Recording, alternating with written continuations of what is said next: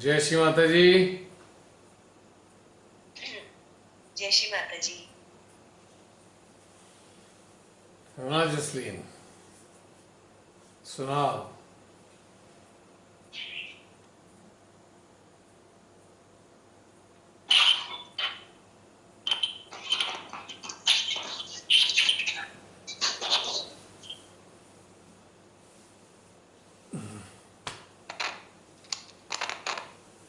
आयशा रानी, जय श्री माता जी। Your voice unmute करो।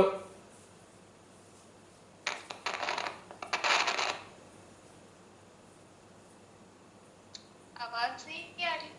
अब आ रही है, आ रही है। पहले नहीं आ रही थी।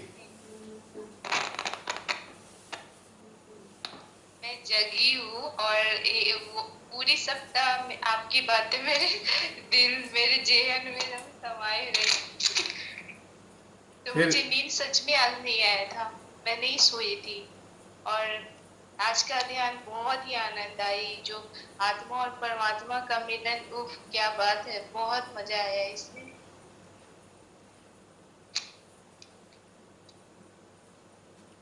हाँ, आवाज आ रही है? आ रही है, बोलो, बोलते रहो। Keep on speaking.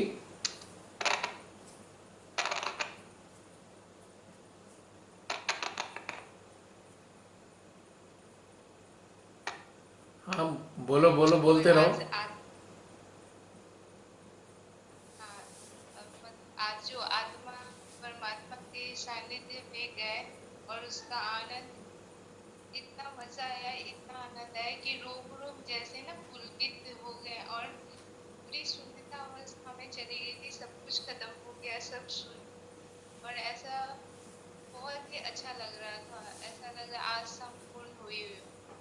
पूरी पूर्णता का एहसास हो रहे थे परमात्मा में खोकर। और फिर उसके बाद उन सभी जागृत आत्माओं की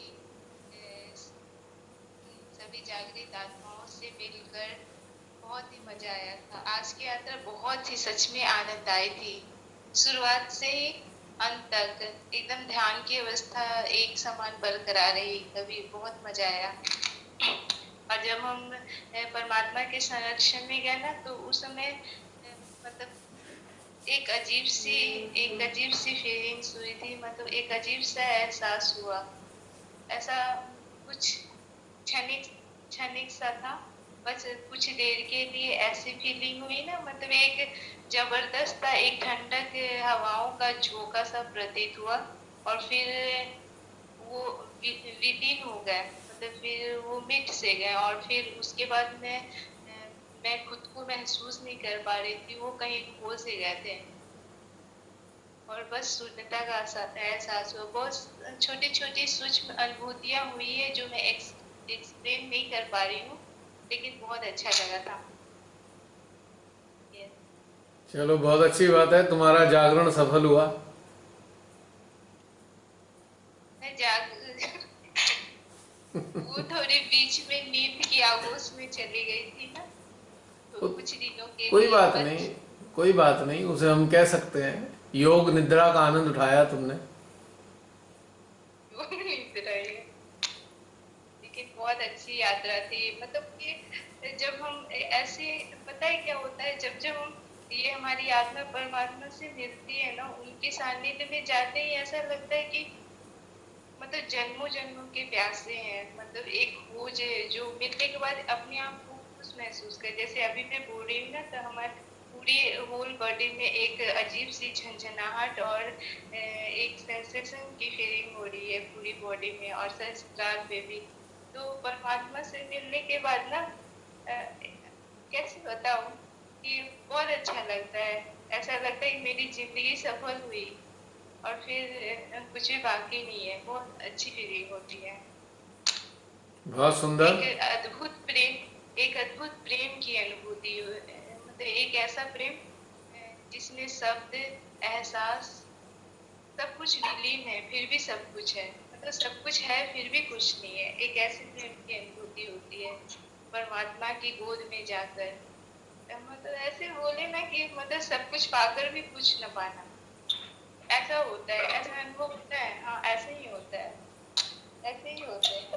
चलिए, बहुत सुंदर। ये शून्य, और ये शून्यता भी होती है ना, कि उस समय जब हम परमात्मा के साम्राज्य में जाते हैं, वहाँ की शून्यता और परमात्मा की गोद, उनके चरणों के सानिध्य की शून्यता, तो दोनों में थोड़ी सी डिफरेंट होती है, लेकिन बहुत ही आनंद आता है। और मैं कैसे बताऊँ, बहुत अच्छा लगा, बहुत मजा आया ध्यान की यात्रा। एंड थैंक यू आपको और सारे सहसाथियों को मुझे फिर से जगाने के लिए। आपकी बातें सच में मेरे जेहन में समाई हुई थी, जो मुझे ना नींदों से जगाने के लिए काफी थे। मुबारक हो जागरण, जागरण का महत्व। प्रिया, जागरण का महत्व प्रिया, समझ में आता है आयशा? मैं बताऊं अपने शब्दों में? बिल्कुल। एक जागृति होती है ना, कि अगर सिंपल भाषा में बोले तो नींद से जागरण। और ये जो आप जागरण मुबारक हो, ये हमारी चेतना की जागृति, मतलब वो चीज जो हम पाए थे ना कुछ देर के लिए स्टे किए, हमारी चेतना की जागृति, हमारी आंतरिक स्थिति की जागृति, हमारे मन मस्तिष्क में जो कई जो कंडीशनिंग संस्कार लगे हुए थे, उसकी जागृति, हमारी समझ की जागृति, मतलब जागरण। जागृति और जागरण का डिफरेंस। जागृति और जागरण में क्या अंतर है आयशा? जागृति और जागरण, हाँ, जागृति दैट मीन्स ना कि हमारे अंदर की जो सिस्टम है ना, हमारे अंदर के जो सिस्टम है, जैसे हमारी कुंडलिनी, हमारी अंदर की छोटे छोटे सूक्ष्म जो पार्ट्स होते हैं, वो जागृति होती है ना। जब हम परमात्मा के संरक्षण में जाते हैं, तो हमारी कुंडली जागृति, हमारी आत्मा की जागृति वो होती है। जागरण होता है, उसके प्रति हम अवेयर होते हैं, मतलब हम जो जागृति प्राप्त किए हैं उसे महसूस करना, उसे जागरण, उसे खुली आंखों से देखना, मतलब उस दृष्टि से देखना, जिस दृष्टि को हम जागृति के माध्यम से ओपन किए हैं, उस दृष्टि से देखना, और तभी हम जागरण हो सकते हैं। नहीं तो जागृति अगर प्राप्त भी कर लेना, तो जब तक हम जागरण नहीं प्राप्त करेंगे तो हमें वो चीज दिखेगी नहीं। मतलब कि सामने तो है, मुझे दिख रही है कि सामने रसगुल्ला है, बट हम उसे महसूस नहीं कर पा रहे हैं। ऐसा ऐसा कह सकते हैं। हाँ, अगर सरल भाषा में कहूं तो जागरण एक प्रक्रिया है और जागृति उस प्रक्रिया से प्राप्त प्रतिफल का कोश है, जिसे हम कह सकते हैं अनुभूति और अनुभव का जो कोश है, संज्ञान में लिया हुआ कोश, वो जागृति है। जागरण के दौरान हम जिन चीजों को संज्ञान में लेते जाते हैं, उनका जो संचय है वो हमारी जागृति रूपी कोश में समाता जाता है। तो जागृति एक प्रकार का कोश है। It's a store house of acknowledgement of several kinds of feelings, experiences during the journey towards source.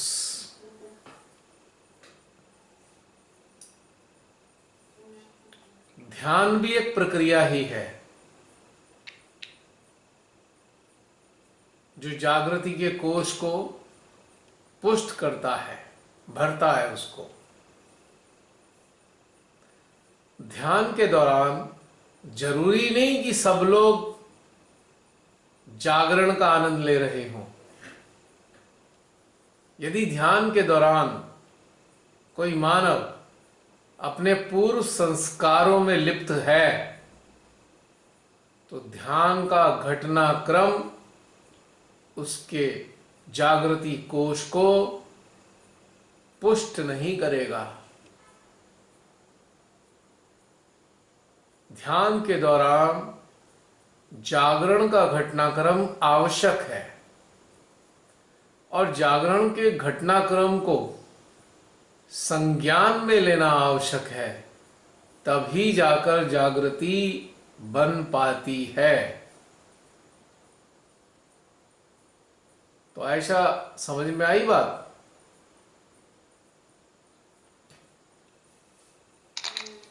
Yes जी भैया। प्रयास तो किया है कि सरल भाषा में बता पाऊं,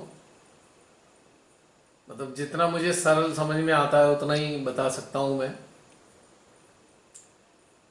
तो जागरण और जागृति दो अवस्थाएं हैं, एक प्रक्रिया है तो एक कोश है।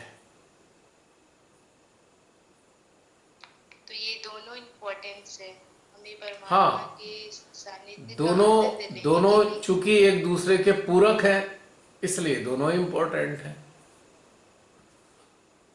और अगर किसी में एक जागृति हो बट जागरण ना हो तो इससे क्या होगा? जागृति बिना जागरण के हो नहीं सकती। अब तिजोरी जो है, तिजोरी का लाभ तभी तो है जब उसमें धन हो। अगर धन ही ना हो तो तिजोरी का क्या वो औचित्य रह गया।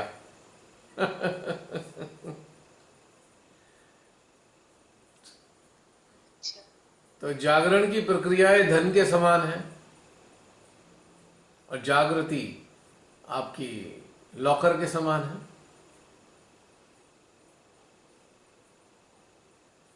जागरण धन है तो जागृति लॉकर है। करेक्ट। मीन्स की जागरण, हाँ, मीन्स की जागृति हमें उस चीज को संरक्षित करती है जो जब हम पाते जागरण हैं, होते जो हैं। व्हाट वी गेट, हाँ, वो सब उसमें हाँ, संरक्षित जो हो हम जाता है।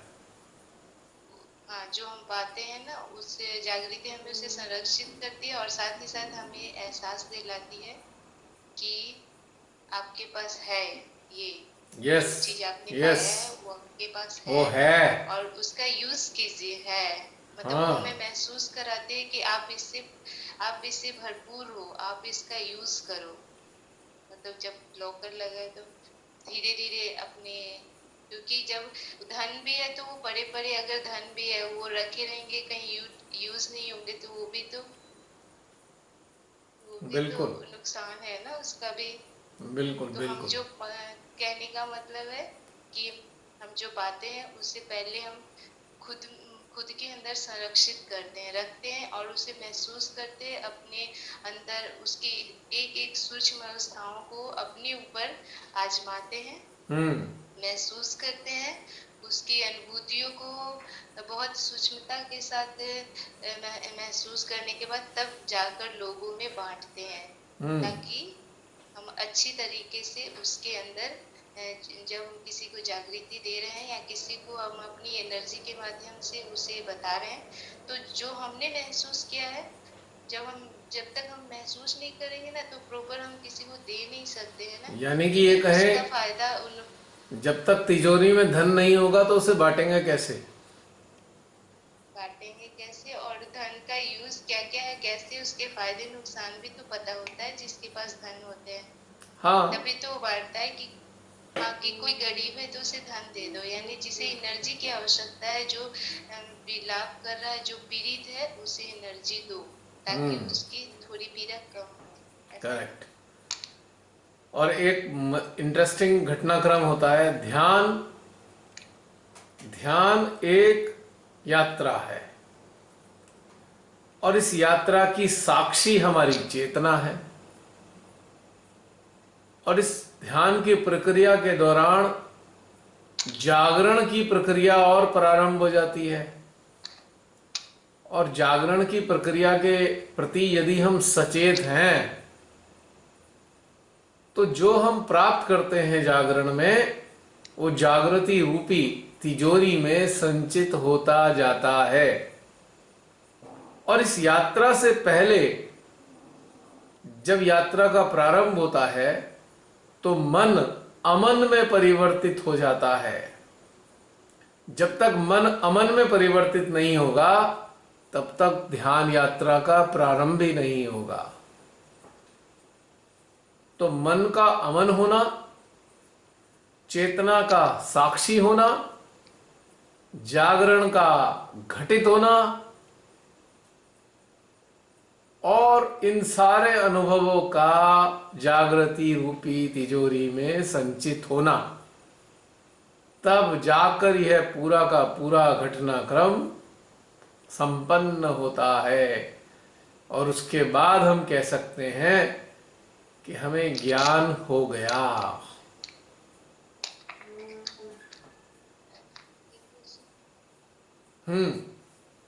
बोलो।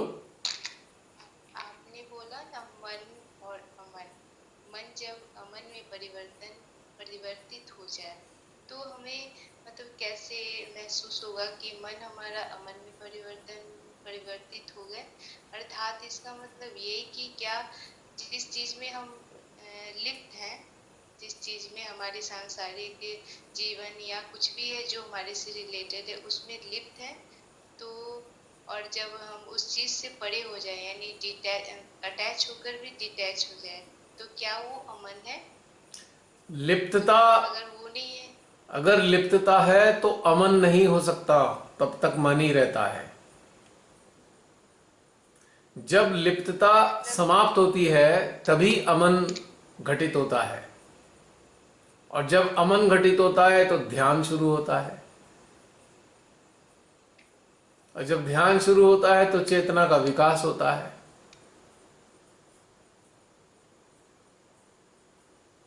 और सारा का सारा जो विकास होता है वो हमारी फिर जागृति में संचित होता चला जाता है।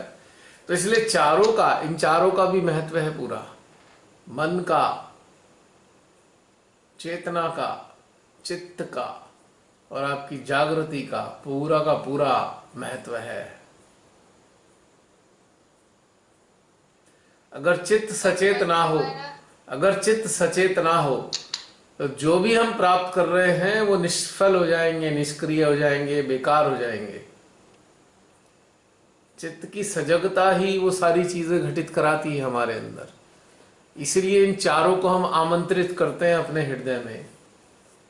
मां के समक्ष यदि चारों हो और मां ना हो तब भी बेकार है, क्योंकि मां की शक्ति के बिना ये सारा घटनाक्रम घटित ही नहीं होता।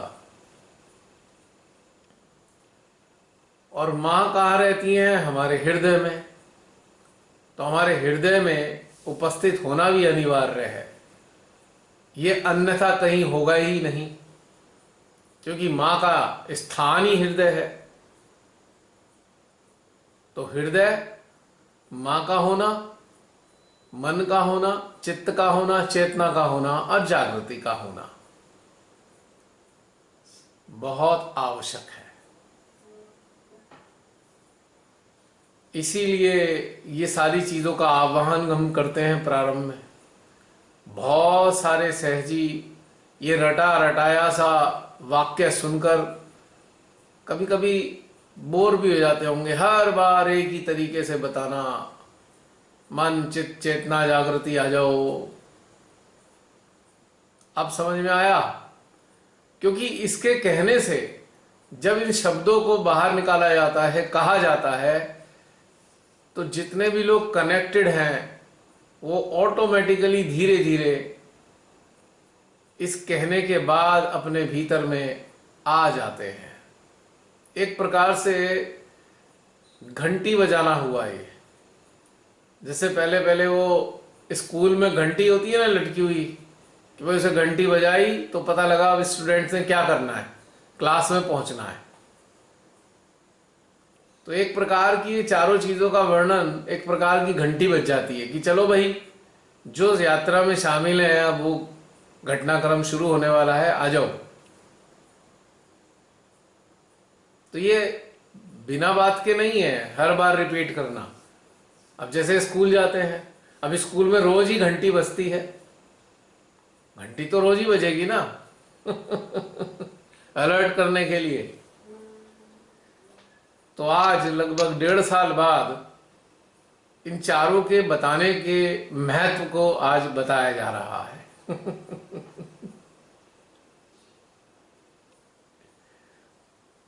बाकी कुछ रिपीट नहीं होता है, पर घंटी तो हर बार रिपीट होगी ना,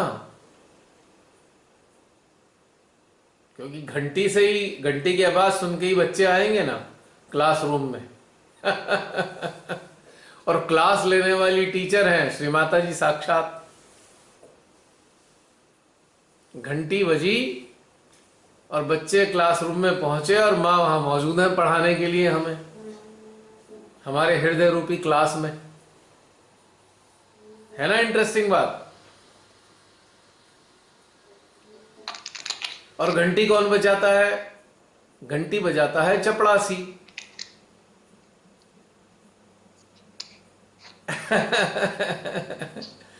तो हमें समझ लीजिए हम श्री माता जी के पियन हैं, चपड़ासी हैं।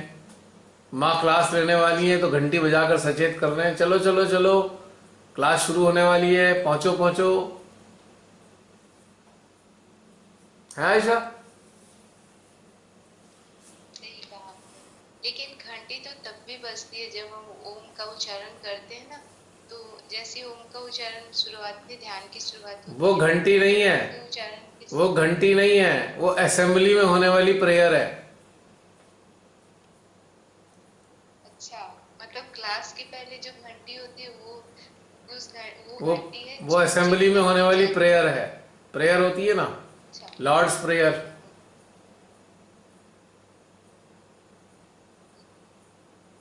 और एक बात और पूछूं क्या? क्या? बोलो। ये जो आपने बोला अमन, तो हमें कैसा पता चलेगा कि हमारा मन अमन में परिवर्तित हो गया है? बहुत सरल सी बात है। जब लिप्तता खत्म हो जाए, कोई कंडीशनिंग ना हो, मन में, हृदय में आनंद हो रहा हो, बिन बात के आनंद आ रहा हो, ईर्ष्या द्वेष अहंकार तुलना प्रतिस्पर्धा ये सारी चीजें जीरो हो, हृदय से प्रेम फूट रहा हो, वात्सल्य उत्पन्न हो रहा हो, साक्षी भाव घटित हो रहा हो, तो समझ लेना अमन में है। ये सारे लक्षण अमन और की तरफ ले हमारी, जाते हैं। अच्छा, और ये भी तो होते हैं ना कि कभी कभी जैसे कि पहले हम किसी भी चीज को ज्यादा एक्साइटेड हो जाना, मतलब सुख दुख का होता है ना कि ज्यादा सुखी होना साथ ज्यादा दुखी होना, मतलब न्यूट्रल रहना। उसमें आ गया ना ये साक्षी भी तो भाव, अमन की साक्षी भाव में आ गया ना ये चीज। साक्षी होना। जब ये सब घटित हो तो समझ लेना अमन हो गया है घटित हमारे अंदर। इसका मतलब ये जो आपने जो भी बोला तो वैसे होते हैं, मतलब मैं अमन में हूँ, तो हम सब अमन में है क्योंकि हम सबके साथ होते हैं। इतनी लंबी यात्रा है, जर्नी चल रही है काफी टाइम से, तो हाँ ऐसा होता है।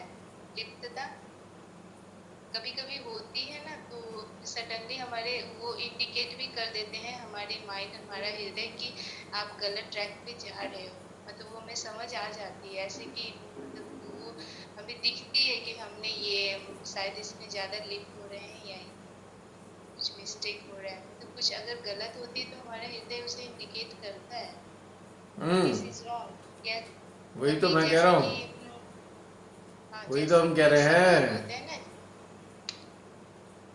कि ये सब चीजें होती हैं। समटाइम,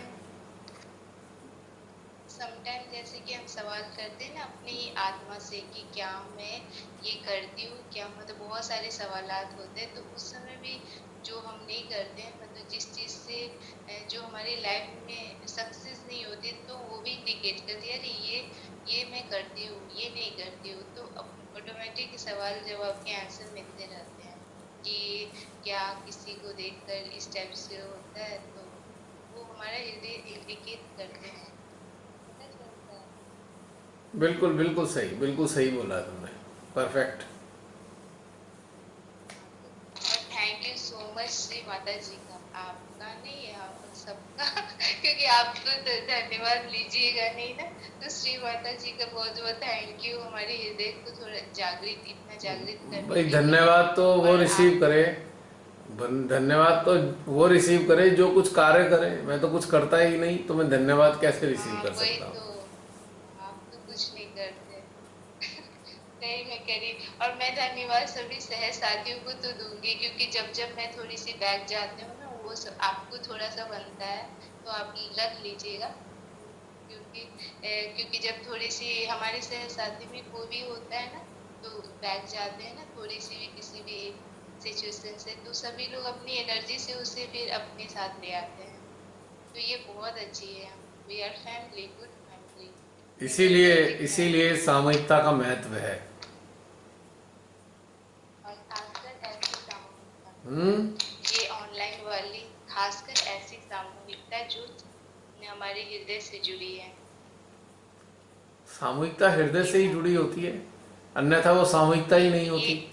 जो सामूहिकता हृदय से ही नहीं जुड़ी, वो सामूहिकता है ही नहीं, वो तो भीड़ है, क्राउड ये एंड कलेक्टिव। यस, सेंटर वाली भीड़ होती है। ये सामूहिकता ऐसी है ना कि जब हम ध्यान की गहराई में जाते हैं, तो सारे सहसाथी एक एनर्जी का, एक ही एनर्जी का गोला बन जाते हैं, मतलब एक बिल्कुल ही एनर्जी में बिल्कुल समाहित हो बिल्कुल जाते बिल्कुल। हैं। तो ये सामूहिकता सबकी होकर भी हमारी है, मतलब सबकी, मतलब सब एक दूसरे से कनेक्टेड है, ऐसे कनेक्टेड है जैसे परमात्मा से कनेक्टेड होते हैं ना, तो ऐसे है। तो सबके कुछ भी अगर हृदय में चलता है या किसी के माइंड में कुछ भी, तो इंडिकेट सबके सहस्त्रार पे, हृदय पे होते हैं। तो ये अच्छी है सामूहिकता। बिल्कुल बिल्कुल बिल्कुल। Thank you so much Ayesha, अपने उद्गारों को प्रकट करने के लिए। आप सब, आप आपके उद्गारों से हम सब आनंदित हो रहे हैं। और भैया थैंक यू मत कहिए, थैंक यू तो उसे कहना चाहिए जो कुछ करता है, मैं तो कुछ करती ही नहीं, तुम नहीं तो हूँ। बहुत कुछ कर रही हो। पहले सोती थी, अब जागी हो, तो बहुत कुछ किया।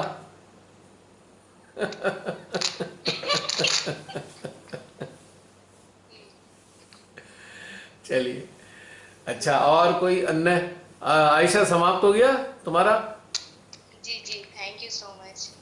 चलिए चलिए। जय श्री माता जी। ओके, जय श्री माता जी। और कोई अन्य अपने उद्गारों को प्रकट करना चाहें?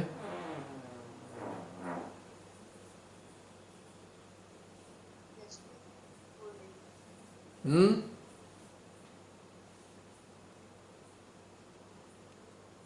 क्या बोला आयशा तुमने? जय श्री माता जी भैया। जय श्री माता जी। प्राची? हाँ जय श्री माता जी सभी सबको। भैया आज की यात्रा बहुत बहुत अच्छी थी, बहुत आत्मा को जुड़ा, बहुत गहराई से फील हो रहा था। हम्म। और साथ ही साथ एक अलग सी अनुभूति हो रही थी कि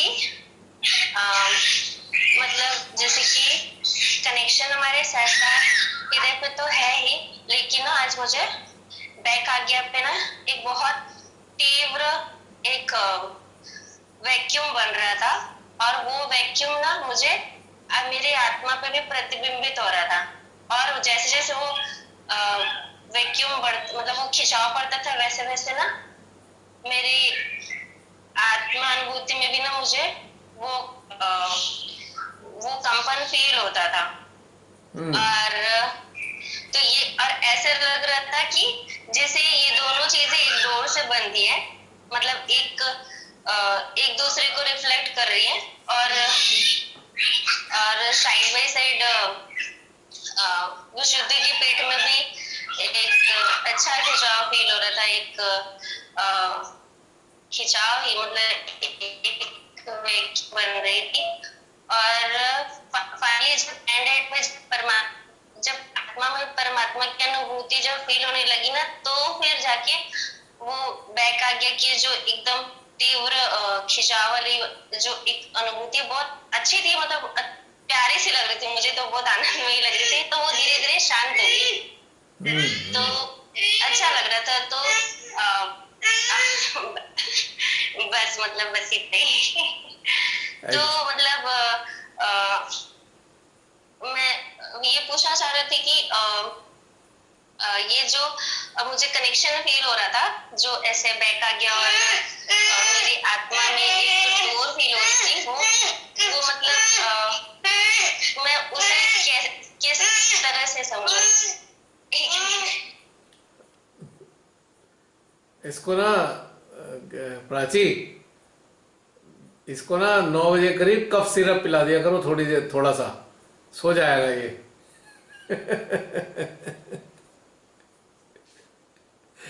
चलो, आपने जो पूछा है मैं उसका बताता हूँ। जैसे अगर तुम्हें उसमें बैक आज्ञा में वैक्यूम जैसा फीलिंग हो रहा था, तो ये बहुत ही सुंदर घटना है, वेरी ब्यूटीफुल अकरेंस, बहुत सुंदर।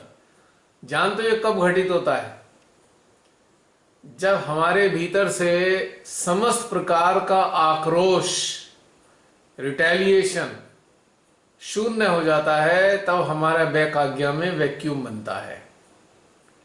और जब ये शून्य हो जाता है तो यानी कि हम मुक्त हो जाते हैं किस चीज से, कि एक प्रकार की नाराजगी वाली फीलिंग से। बहुत से लोगों ने हमारे साथ बुरा किया, गलत किया, और हमारे अंदर आक्रोश विद्यमान हो गया। लेकिन ध्यान के प्रभाव से, मां की कृपा से, जब उस आक्रोश का समापन हो जाता है, तब जाकर ये वैक्यूम बनना शुरू होता है। अगर हम सरल भाषा में कहें, इस स्थान पर श्री माताजी ने बताया है महागणेश विद्यमान है। महागणेश जब जागृत होने को होते हैं, तब ये वैक्यूम बनना प्रारंभ हो जाता है। और इसका दूसरा मायने ये भी है कि आपने सच्चे हृदय से अपने साथ बुरा करने वालों को क्षमा कर दिया, पूर्ण हृदय से। जब ये पूर्ण हृदय से क्षमा किया तो आक्रोश भी समाप्त हो गया, और जब आक्रोश समाप्त हो गया तो महागणेश जागने शुरू हो रहे हैं। और जब ये जागने शुरू हो रहे होते हैं तो ऊर्जा तीव्रता से यहाँ पर एक तरीके से वृत्ताकार आकार में घूमना प्रारंभ हो जाती है, एक मोटर की तरह, और ये वैक्यूम पैदा होना शुरू हो जाता है। और चूंकि ये घटनाएं हृदय से जुड़ी हैं सारी, जितने भी चक्रों में जो भी होता है उसका सीधा संबंध सेंट्रल हार्ट से होता है। सेंट्रल हार्ट ही वो चक्रों का मास्टर है, जो सारे चक्रों को पोषित करता है। या यूं कहें कि मां जगदम्बा सारे चक्रों में बैठे हुए देवी देवताओं की भी माता है ना, एक तरीके से, तो उनका पोषण प्रारंभ कर देती हैं। तो इसीलिए सेंट्रल हार्ट और सारे चक्रों का बहुत गहरा रिश्ता है। तो ये पोषण प्रक्रिया शुरू हो गई। ये बहुत सुंदर घटना है। और ये चीज अब तुम अपनी मन स्थिति में देख सकते हो अब, कि किसी के प्रति कोई खास चीज रह नहीं गई तुम्हारे अंदर।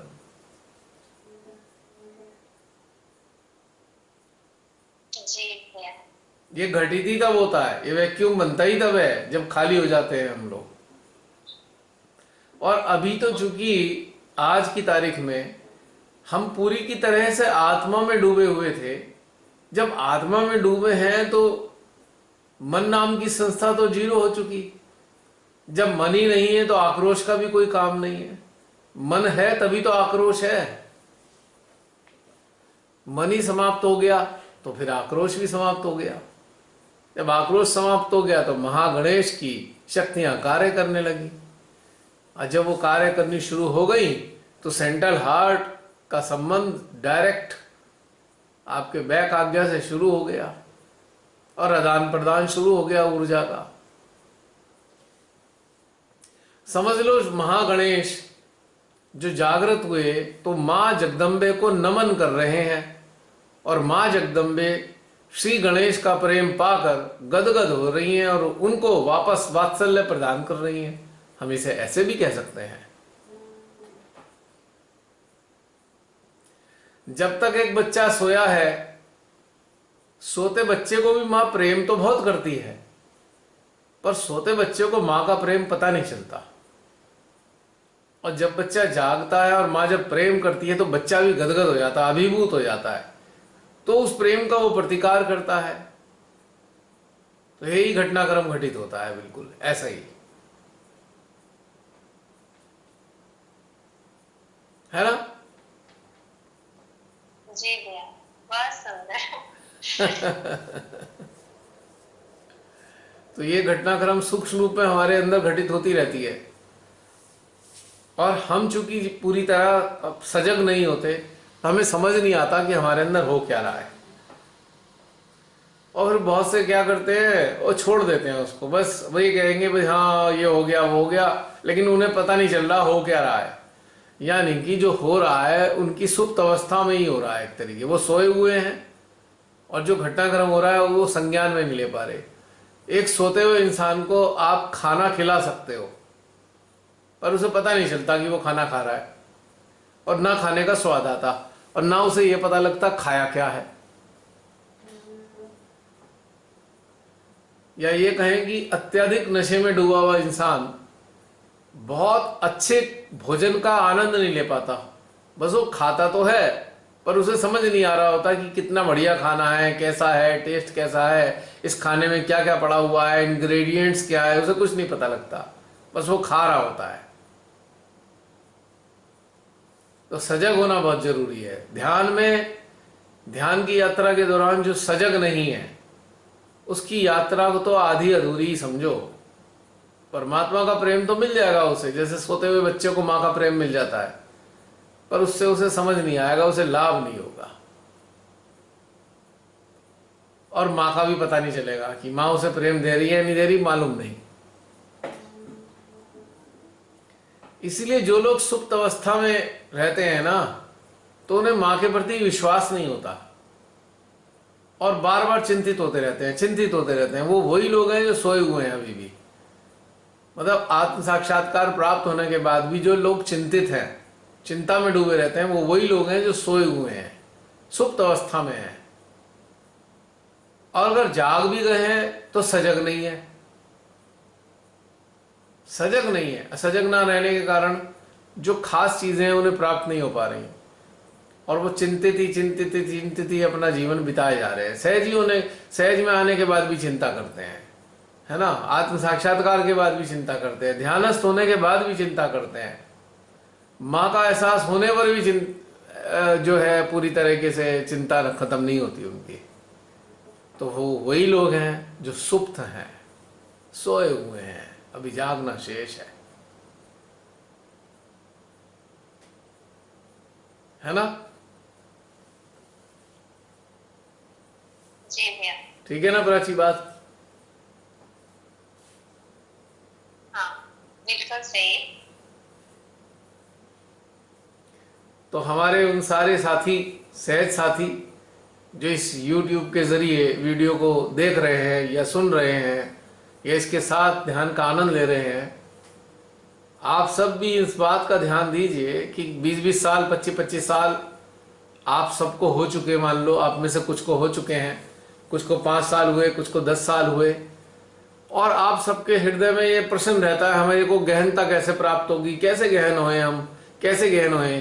तो समझ लीजिए गहन होने का तरीका यही है कि ध्यान के दौरान आप अपने समस्त प्रकार के संवेगों, ऊर्जा संकेतों, आंतरिक घटनाओं के प्रति पूरी तरह सजग रहे, सचेत रहें, और उन सारी चीजों को अपने संज्ञान में लेते रहे, तभी जाकर आपकी गहनता में वृद्धि होगी। गहनता में वृद्धि सोते सोते नहीं हो सकती, सचेत होने से, संज्ञान में लेने से ही गहनता में वृद्धि होती है। तो ये रहस्य है गहन होने का, गहनता प्राप्त करने का। अब इससे काम नहीं चलेगा कि हाथ खोल के बैठे और वाइब्रेशन आ रहे हैं, बस यहां तक देखा और उसके बाद खत्म, फिर सो गए। सोने का मतलब वैसे सोना नहीं है, यानी कि अचेत हो गए, सजग नहीं रहे। हाँ वाइब्रेशन आ रहे हैं, खुश हो गए, हाँ हाथ खोले, दोनों वाइब्रेशन आ गए दोनों में, हाँ हाँ हाँ बस उसके बाद पता नहीं क्या हो रहा है, जानने की भी कोशिश नहीं करी। तो ये कारण है गहनता ना होने का। तो आप सबसे मेरा निवेदन है कि जब भी आप ध्यानस्थ हो, पूर्ण सजगता के साथ में हर घटनाक्रम को नोटिस करें और ये देखें कि जो घटनाक्रम हो रहा है इसका प्रभाव मेरे कौन कौन से ऊर्जा केंद्रों पर आ रहा है, और जो ऊर्जा केंद्रों पर आ रहा है उस पे मेरे अंग प्रत्यंग किस प्रकार से प्रतिक्रिया कर रहे हैं, मेरा हृदय किस प्रकार से प्रतिक्रिया कर रहा है। इस प्रकार की सजगता से आपके अंदर ज्ञान का उदय होगा और आपकी आशंकाएं समाप्त होंगी और आपको जागरण का वास्तव में मजा आएगा। तो ध्यान रखिएगा, गहनता प्राप्त करने के लिए यही करना होगा। तो प्राची एक थोड़ा संदेश दिया मैंने व्यूअर्स को, और बताइए। जी भैया। और बताइए भैया लास्ट सेशन से जब से एक आत्मा से जो कनेक्शन, एक जुड़ाव जो फील हुआ, मतलब डिस्टर्बेंस नहीं फील हो, मतलब एक जुड़ाव फील होते ही रहता है। मतलब एक जैसे कि पहले मैं बहुत प्रयासरत रहती थी, बार बार कनेक्शन हट जाता था जैसे, लेकिन अब मुझे आत्मा से जुड़ाव अब फील होता है। मतलब अब वो जो जुड़ाव है उसकी ड्यूरेशन अब बढ़ती जाती है, तो अच्छा लगता है। ये तो प्रोग्रेस है। जब भी देखो तो मतलब ऐसा लगता है कि जुड़ी ही हो। मतलब एक अप्रयास स्थिति वाली चीज ना अब आ रही है, अच्छा लग रहा है। ये बिल्कुल ऐसे ही है। जो सच्चे हृदय से प्रेम करने वाले लोग होते हैं ना, पहले वो थोड़ा सा समय देते हैं प्रेम को, फिर थोड़ा ज़्यादा देते हैं, फिर और ज़्यादा देते हैं, फिर और ज़्यादा देते हैं। तो एक स्थिति आती है कि बस प्रेम में ही डूबे रहते हैं। तो ये प्रेम की पराकाष्ठा होती है कि बस आप प्रेम में ही डूबे रहो और एक दूसरे के सामने नहीं भी होते, पर हृदय में सदा एक दूसरे को अपने साथ पाते हैं। तो ये प्रेम की पराकाष्ठा है। तो इसीलिए इस तरीके से ध्यान में भी घटनाक्रम घटित होता है। तो ये एक प्रकार का प्रेम ही तो है, प्रेम ही है ये वास्तव में। धीरे धीरे धीरे धीरे नजदीकी होने लगती है, स्वयं से स्वयं की नजदीकी धीरे धीरे होती है, यकायक नहीं होती, अचानक से नहीं होती और एकदम से नहीं होती। क्योंकि प्रेम बढ़ता है धीरे धीरे एक दूसरे को जानने से। अचानक से प्रेम नहीं बढ़ सकता, क्योंकि अचानक से आप जान भी नहीं सकते किसी को। जब आप किसी के साथ समय बिताना प्रारंभ करते हो और उसका समय लंबा होता जाता है, तब धीरे धीरे आप दूसरे इंसान को जानना शुरू कर देते हो और एक दूसरे की क्वालिटीज धीरे धीरे पता लगने लगती हैं, और वो रुचिकर यदि होती हैं तो और ज़्यादा नज़दीकी बढ़ जाती है। तो ठीक इसी प्रकार से ध्यान भी एक प्रकार का प्रेममयी वातावरण है, जिसमें हमारे अंदर इतने सारे देवी देवता हैं, उनके प्रति प्रेम प्रकट होना शुरू हो जाता है, समस्त विभूतियों के प्रति प्रेम होना शुरू होता है। फिर समय बढ़ता है, धीरे धीरे नज़दीकी बढ़ती है। तो यही घटनाक्रम है, सेम है। अगर गहनता को समझना है तो सीधी सरल भाषा में संसारिक स्तर पे जो सच्चा प्रेम है उसे समझ लीजिए, तो गहनता समझ में आ जाएगी। बड़ा आसान है गहनता को समझना। और गहन होना भी कैसे गहन हो, प्रेम की जो प्रक्रिया है वही गहनता की प्रक्रिया है। दोनों एक दूसरे जैसे ही हैं बिल्कुल। अब जिन लोगों ने वास्तव में, जिनकी किस्मत में ऐसा हुआ, या जो एक खुश नसीब है जिन्होंने वास्तव में एक सच्चे प्रेम का आनंद उठाया हुआ है अपने जीवन में, तो वो इस बात को आसानी से समझ सकते हैं कि ध्यान के प्रति भी प्रेम कैसा होना चाहिए। रियली लकी पीपल जो वास्तव में वास्तविक प्रेम से गुजरे हैं, वो खुशकिस्मत है। सेम है, बिल्कुल बिल्कुल डिट्टो है, ये कोई अंतर नहीं है। अब कोई कहेगा अरे अरे ऐसे कैसे, भगवान से प्रेम तो अलग होता है, इंसान से प्रेम अलग होता है। तो मैं एक सरल भाषा में एक बात कहता हूं, इंसान के भीतर कौन है भाई, बस समझने की बात यही है। इसलिए हमेशा मैंने सबसे कहा है जब भी बात हुई प्रेम पे, कि जो सच्चा प्रेम है ना, उसे हम सतही स्तर का इंसानी प्रेम नहीं कह सकते। सच्चे प्रेम में तो केवल ईश्वरी होते हैं। और सच्चा प्रेम वो है जो समर्पण की तरफ ले जाए, जिसे आप सच्चे हृदय से प्रेम करते हो, उसके प्रति आप सब कुछ समर्पित कर देते हो बिना किसी इफ एंड बट के, तो उसे ही हम सच्चा प्रेम कहते हैं। और इसीलिए कहते हैं सच्चा प्रेम अनकंडीशनल होता है, सशर्त नहीं होता, निशर्त होता है, कि प्रेम में कोई शर्त नहीं होती।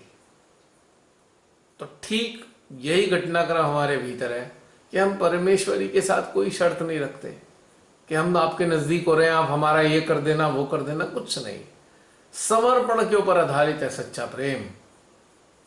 और जो सच्चा समर्पण है वो ईश्वरीय ही होता है। इसलिए जो मानव का मानव के प्रति सच्चा प्रेम है या मानव का ईश्वर के प्रति प्रेम है, दोनों एक ही समान है, कोई अंतर नहीं है, कोई अंतर नहीं है, बस केवल नजरिए का अंतर है।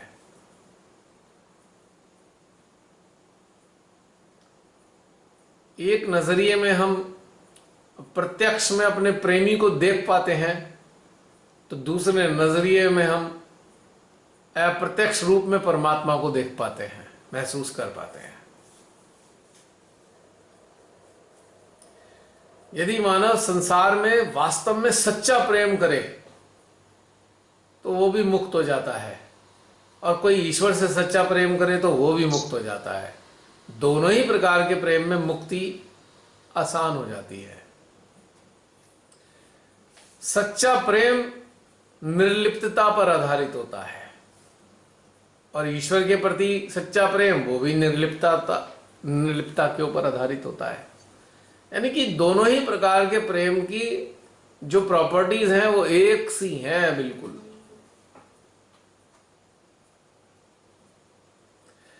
हम अपने ईष्ट को अपने हृदय में स्थान देते हैं, और सच्चे प्रेम करने वाले भी अपने हृदय में अपने प्रेमी को स्थान देते हैं। यहां भी दोनों चीज एक ही है, हृदय में स्थान दे दिया, दोनों ही चीजें एक हो गई।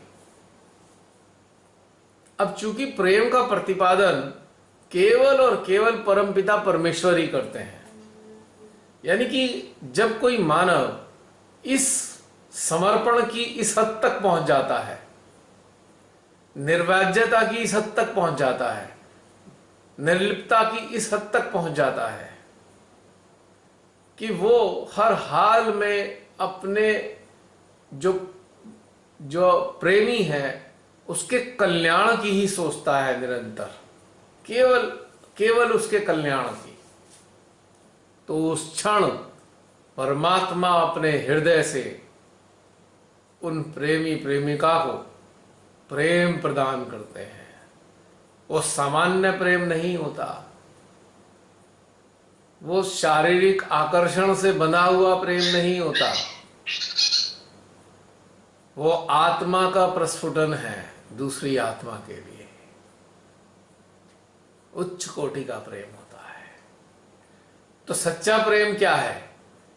जो इस प्रकार के गुणों से युक्त हो, वही सच्चा प्रेम है। और ईश्वर के प्रति भक्ति में क्या चाहिए? ईश्वर के प्रति भक्ति में भी यही चाहिए। ईश्वर के प्रति अनन्य भक्ति हो तो प्राप्ति होती है, और मानवीय स्तर पे भी अगर अनन्य प्रेम हो तो वो भी एक भक्ति की श्रेणी में ही आता है। अनन्य भक्ति, अनन्य प्रेम का मतलब क्या है? कि हृदय में किसी और का स्थान ही नहीं है, एक ही स्थान, एक ही है, यह भी अनन्य प्रेम है। तो अनन्य प्रेम और अनन्य भक्ति दोनों एक ही समान है। क्योंकि दोनों की आवश्यकताएं एक सी हैं, दोनों के घटनाक्रम एक से हैं। अब जो अनन्य प्रेम करने वाला है वो निरअपेक्षित होता है, उसे अपेक्षा नहीं होती, कुछ भी अपेक्षा नहीं होती, वो केवल दाता होता है। और परमात्मा से अनन्य प्रेम करने वाला भी दाता ही होता है, निरपेक्षित होता है, उसमें भी दोनों ही चीजें घटित हो रही हैं एक साथ ही। बल्कि यूं कहें कि मानव के रूप में यदि मानव किसी को अनन्य प्रेम करता है तो सच कहे परमात्मा को सबसे ज्यादा प्रसन्नता होती है, क्योंकि परमात्मा यही तो चाहते थे कि मेरे पुत्र मानव एक दूसरे को ऐसा ही प्रेम करे जैसा मैं उनको प्रेम करता हूं। तो इसलिए सच्चा प्रेम परमात्मा के प्रेम के बराबर ही होता है, कोई कम नहीं होता। तो इसे हम कह सकते हैं प्रेम की पराकाष्ठा।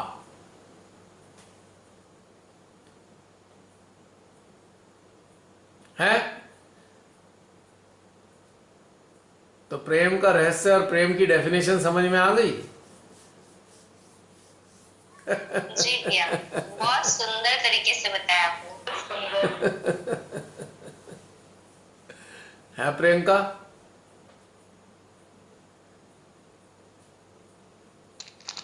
अनम्यूट करो, प्रियंका, आवाज नहीं आ रही। जय श्री माता जी। हाँ, जय श्री माता जी भैया। जय श्री माता जी। बहुत सुंदर लग रहा है कि पूरा रोम रोम पुलकित हो गया, खींचने लगा प्रेम की परिभाषा जैसे जैसे बता रहे हैं। तभी तो कबीरदास जी ने कहा था, कबीरदास जी ने तभी तो कहा था, ढाई आखर प्रेम का पढ़े सो पंडित होए। भैया एक पूछना था कि प्रेम की परिभाषाएं तो बदलती भी तो रहती है, क्योंकि जैसे जैसे नहीं खुद को समझते हैं। नहीं नहीं नहीं बदलती। अगर प्रेम की परिभाषा है तो वो कभी नहीं बदलती, मन की भाषा है तो वो बदलती रहती है। अगर कोई प्रेम मन के आधार पे करता है तो वो बदलती है, और हृदय के आधार पे करने वाले की परिभाषा तो कभी नहीं बदलती, वो तो अमर है और उसकी एक ही प्रॉपर्टी है। जो मन से प्रेम करता है, मन से प्रेम करने वाले कौन होते हैं? जैसे कि एक इंची टेप लेकर कपड़ा नापता है ना कोई दर्जी, इतना इंच का है, इतना इंच का, ये रंग है, ये फैब्रिक है, तो ये सारा मन का खेल है। तो जब मन से प्रेम करता है ना इंसान, मन से प्रेम कैसे करता है? आहा, इतना सुंदर है वो इंसान, इतना हैंडसम है, ठीक है, अच्छा इसकी इतनी तनख्वाह है, इतनी इनकम है, वाह वाह वाह, बहुत अच्छी इनकम है इसकी, बहुत अच्छा कमाता है, अच्छा रहन सहन कैसा है? रहन सहन तो रास्तिक है भाई, सारी सुख सुविधा है, सारी चीजें हैं, ये सब चीजें हैं, समाज में प्रतिष्ठा कैसी है? बहुत है, प्रसिद्ध है भाई ये तो इंसान। तो ये मन वाला प्रेम है, ये बदल जाएगा, परिस्थितियां बदलेंगी तो प्रेम भी बदल जाएगा। पर हृदय वाला कैसा है? हृदय वाला प्रेम ऐसा है सूरदास जैसा। सूरदास ने बिना देखे कृष्ण से प्रेम किया, तो वो सूरदास वाला प्रेम होता है, हृदय वाला।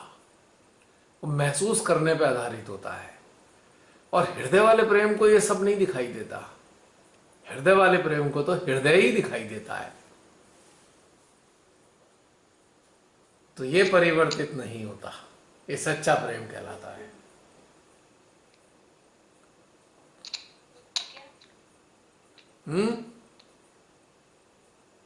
मैं ये बोल रही थी कि जैसे कि श्री माता जी हैं, जब शुरुआत में श्री माता जी को जब हमारी लाइफ में मतलब हमारे पास आई थी श्री माता जी, उनको देखकर हमें कुछ एहसास हुआ था, मतलब एक वो तो प्रेम ही था।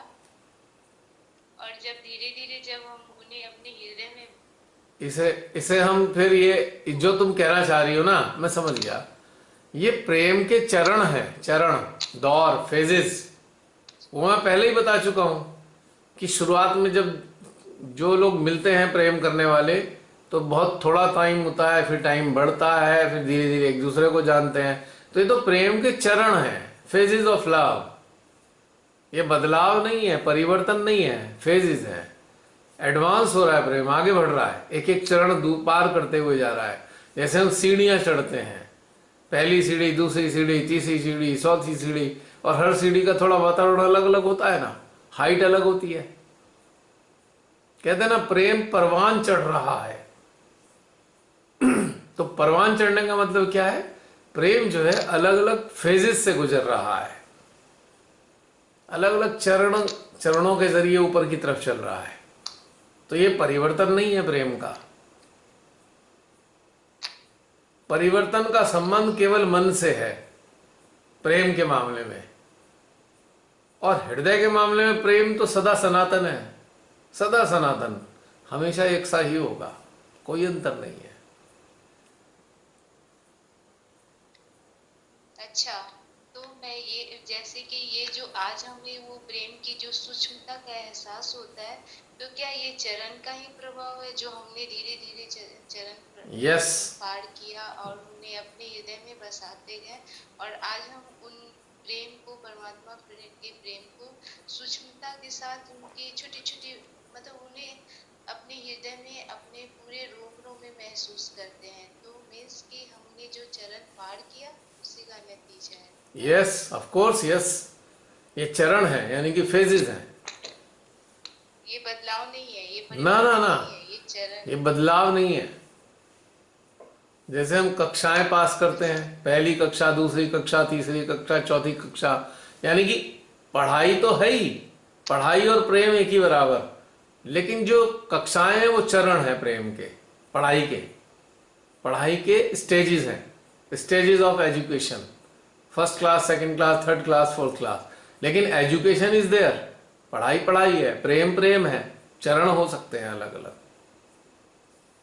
राइट, मुझे लगा ये परिवर्तन है। No no no no no, परिभाषाएं परिवर्तन हो रही है। और थैंक यू, क्लियर कर दिया आपने, सच में मुझे पता है। परिवर्तन तो केवल मन से संबंधित है प्रेम के मामले में। हृदय से, हृदय का जो प्रेम है उसके चरण है, और चरण में हर चरण दूर पार होने पर, हर चरण से गुजरने पर प्रेम में प्रगाढ़ता बढ़ती है, प्रेम प्रगाढ़ होता जाता है, गहराइयाँ बढ़ती है, एहसास बढ़ते हैं। यस। और निर्लिप्तता भी बढ़ती है, अटैचमेंट नहीं रहता। वास्तविक प्रेम में अटैचमेंट नाम की चीज नहीं है। क्यों अटैचमेंट नहीं है? क्योंकि वास्तविक प्रेम में जिससे हम प्रेम करते हैं, केवल और केवल उसका कल्याण के ऊपर हमारी दृष्टि रहती है, हम उसके लिए क्या कर दें, ये अटैचमेंट नहीं है। जब दाता भाव किसी के प्रेम में होगा तो वो निर्लिप्त प्रेम होगा, जब पाने का इच्छा होगी तो लिप्त प्रेम होगा। पाने का भाव लिप्तता की ओर ले जाता है और देने का भाव निर्लिप्तता की ओर ले जाता है। तो एक अटैच्ड लव है तो एक डिटैच्ड लव है। सच कहूं तो अटैच्ड लव कुछ होता ही नहीं, वो तो अटैचमेंट ही है, उसे हम लव की संज्ञा नहीं दे सकते। जहां केवल देने का ही भाव हो वही प्रेम की शाश्वत परिभाषा है।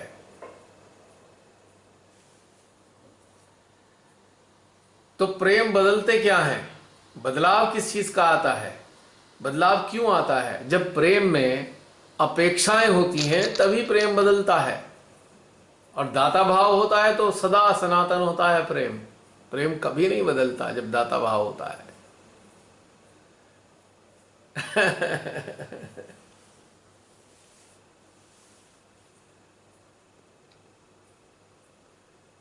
जिन लोगों ने पिछले कोरोना काल में अपने बहुत नजदीकियों के भी शरीरों को डर के मारे हाथ नहीं लगाया, 100% उन्हें प्रेम नहीं था उनसे। प्रेम वाले को अपने मरने की चिंता होती है कभी कि तू मर जाएगा? कोई चिंता नहीं करता, मरने की चिंता नहीं करता प्रेम करने वाला, कि तू मर ना जाए कहीं, वो कोई चिंता नहीं करता। जिन्हें प्रेम नहीं होता वही चिंता करते हैं। सबसे बड़ी पहचान है ये कि खोने का डर अगर है तो प्रेम नहीं है। प्रेम तो दाता भाव है जो मिटना जानता है पर डरना नहीं जानता। वो मिट तो सकता है किसी के प्रेम में, लेकिन अपना बचाव नहीं करना चाहता। वो डरता नहीं कि मिट ना जाऊं, इससे डर नहीं होता उसे।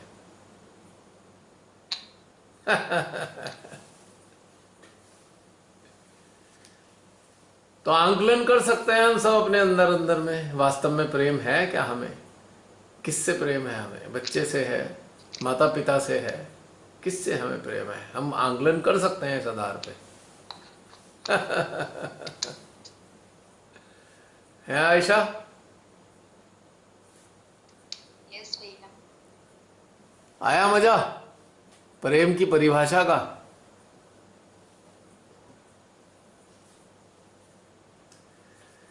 तो बताओ प्रियंका।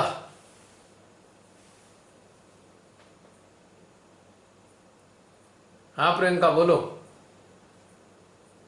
हाँ जी भैया।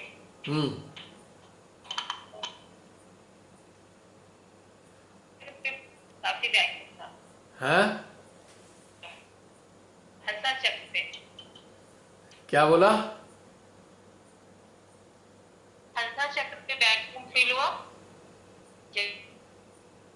आज थोड़ी कनेक्ट। ध्यान के दौरान। हाँ हाँ, हंसा आ रही चक्र। आवाज? अभी ये नहीं समझ में आया, हंसा चक्र पे क्या महसूस हुआ? घुमाओ, वैक्यूम जैसा। ऊर्जा, ऊर्जा। हाँ बहुत सुंदर। हाँ वैसे लगातार होता रहा जब तक कनेक्ट रहे हैं आत्मा से। तो बहुत सुंदर निर्विचारता के बाद अविचारता वाली स्थिति आ गई थी सुनने। और एक सन्नाटा जैसा कानों में सुनाई। बिल्कुल सुंदर बात है। ये चीजें बहुत सुंदर ध्यान था पूरा, जैसे डूबने जैसा समुद्र में नीचे तलाती में। बहुत सुंदर। हंसा चक्र में जब वैक्यूम बनता है ना,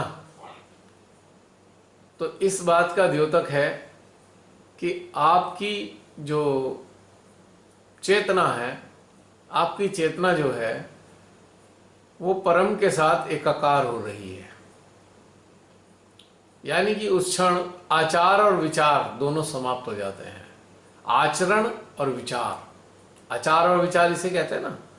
आचरण और विचार हम कॉन्शियस स्टेट में करते हैं, यानी कि मानसिक स्तर पे हम कॉन्शियस होते हैं, मेंटली कॉन्शियस होके करते हैं। लेकिन जब ये दोनों मिट जाते हैं, ना आचार का ना आचरण का, आचरण के प्रति सजगता रही, ना विचारों के प्रति सजगता रही, शून्य हो गया, तो हमारा हंसा चक्र जागृत होता है और तब इसमें वैक्यूम बनना शुरू होता है। और जब ये वैक्यूम इस बात का द्योतक है कि हमारा कनेक्शन परमात्मा के साथ स्टेब्लिश होने जा रहा है, या हो रहा है, या चल रहा है, या घटित हो रहा है। तीव्र ऊर्जा इसमें घटित हो रही है, होती है। और चूंकि हम यहाँ पर फिर एकदम एकात्मकता का आनंद ले रहे होते हैं, इस अवस्था में हम अनन्यता का आनंद ले रहे होते हैं। परमात्मा के साथ एकाकारिता, जो अनन्यता का एक स्वरूप है, उसका आनंद ले रहे होते हैं इस अवस्था में। इसलिए घटित होता है ये। 1 मिनट होल्ड करना।